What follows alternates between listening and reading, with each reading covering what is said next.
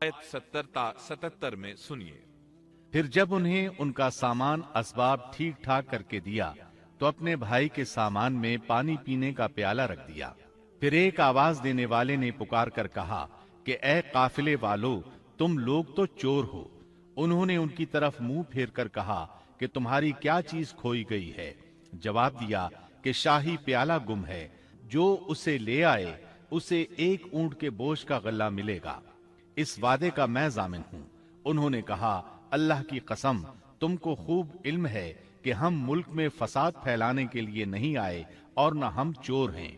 انہوں نے کہا اچھا، چور کی کیا سزا ہے اگر تم جھوٹے ہو؟ جواب دیا کہ اس کی سزا یہی ہے کہ جس کے اسباب میں سے پایا جائے وہی اس کا بدلہ ہے۔ ہم تو ایسے ظالموں کو یہی سزا دیا کرتے ہیں۔ بس یوسف نے ان کے سامان کی تلاشی شروع کی، اپنے بھائی کے سامان کی تلاشی سے پہلے۔ پھر اس پیمانے کو اپنے بھائی کے سامان سے نکالا۔ ہم نے یوسف کے لیے اسی طرح یہ تدبیر کی۔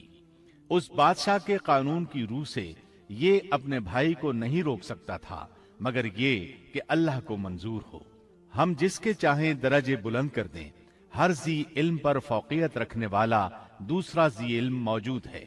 انہوں نے کہا کہ اگر اس نے چوری کی تو کوئی تعجب کی بات نہیں، اس کا بھائی بھی پہلے چوری کر چکا ہے۔ یوسف نے اس بات کو اپنے دل میں رکھ لیا اور ان کے سامنے بالکل ظاہر نہ کیا۔ کہا کہ تم بڑے بدقماش ہو اور جو تم بیان کرتے ہو اسے اللہ ہی خوب جانتا ہے۔ اب وہ بادشاہ یعنی یوسف علیہ السلام کی منت سماجت کرنے لگے۔ انہوں نے کہا کہ اے عزیز مصر، اس کے والد بڑی عمر کے بالکل بوڑھے شخص ہیں، آپ اس کے بدلے ہم میں سے کسی کو لے لیجئے، ہم دیکھتے ہیں کہ آپ بڑے نیک نفس ہیں۔ یوسف نے کہا کہ ہم نے جس کے پاس اپنی چیز پائی ہے اس کے سوا دوسرے کی گرفتاری کرنے سے اللہ کی پناہ چاہتے ہیں، ایسا کرنے سے تو ہم یقیناً ناانصافی کرنے والے ہو جائیں گے۔ جب وہ اس سے مایوس ہو گئے تو تنہائی میں بیٹھ کر مشورہ کرنے لگے۔ ان میں جو سب سے بڑا تھا اس نے کہا تمہیں معلوم نہیں کہ تمہارے والد نے تم سے اللہ کی قسم لے کر پختہ قول قرار لیا ہے اور اس سے پہلے یوسف کے بارے میں تم کوتاہی کر چکے ہو۔ پس میں تو اس سرزمین سے نہ ٹلوں گا جب تک کہ والد صاحب خود مجھے اجازت نہ دیں یا اللہ میرے اس معاملے کا فیصلہ کر دے، وہی بہترین فیصلہ کرنے والا ہے۔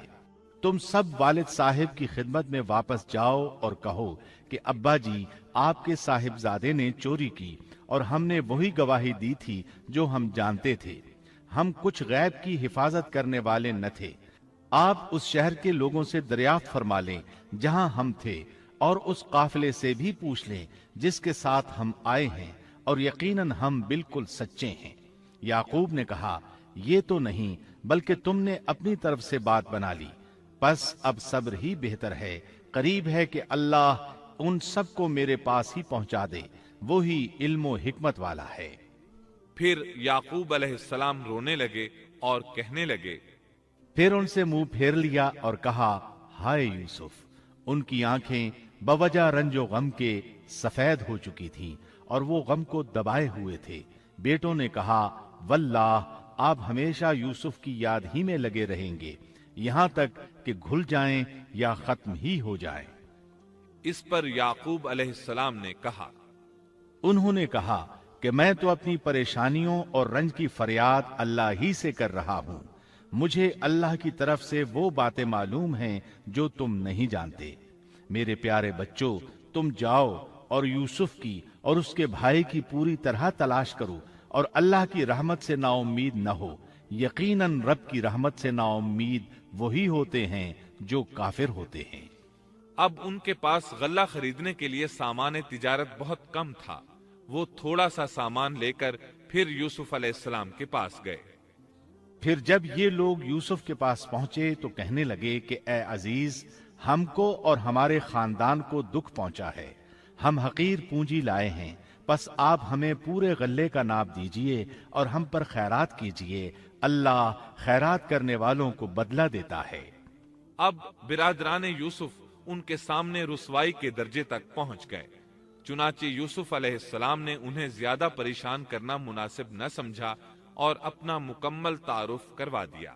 یوسف نے کہا، جانتے بھی ہو کہ تم نے یوسف اور اس کے بھائی کے ساتھ اپنی نادانی کی حالت میں کیا کیا؟ انہوں نے کہا، واقعی تو ہی یوسف ہے۔ جواب دیا کہ ہاں میں یوسف ہوں اور یہ میرا بھائی ہے۔ اللہ نے ہم پر فضل و کرم کیا۔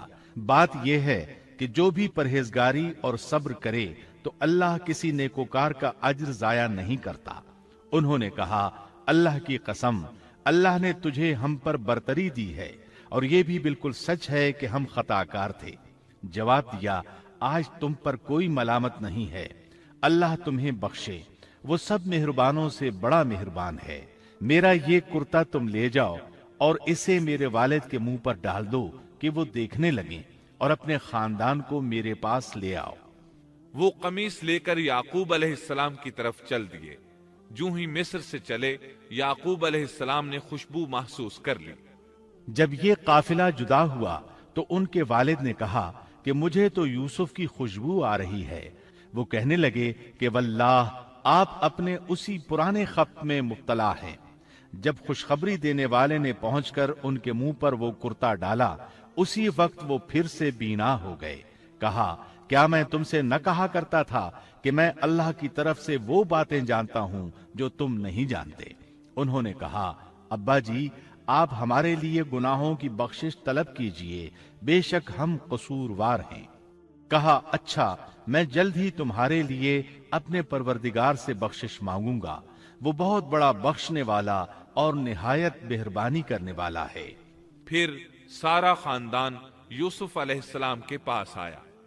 جب یہ سارا گھرانہ یوسف کے پاس پہنچ گیا تو یوسف نے اپنے ماں باپ کو اپنے پاس جگہ دی اور کہا، اللہ کو منظور ہے تو آپ سب امن و امان کے ساتھ مصر میں آؤ، اور اپنے تخت پر اپنے ماں باپ کو اونچا بٹھایا اور سب اس کے سامنے سجدے میں گر گئے۔ تب کہا کہ ابا جی، یہ میرے پہلے کے خواب کی تعبیر ہے، میرے رب نے اسے سچا کر دکھایا۔ اس نے میرے ساتھ بڑا احسان کیا جبکہ مجھے جیل خانے سے نکالا اور آپ لوگوں کو صحرا سے لے آیا۔ اس اختلاف کے بعد جو شیطان نے مجھ میں اور میرے بھائیوں میں ڈال دیا تھا، میرا رب جو چاہے اس کے لیے بہترین تدبیر کرنے والا ہے، اور وہ بہت علم و حکمت والا ہے۔ اے میرے پروردگار، تو نے مجھے کچھ حکومت عطا فرمائی اور مجھے خواب کی تعبیر سکھلائی۔ اے آسمانوں اور زمین کے پیدا کرنے والے، تو ہی دنیا و آخرت میں میرا ولی اور کارساز ہے۔ تو مجھے اسلام کی حالت میں فوت کر اور نیکوں میں ملا دے۔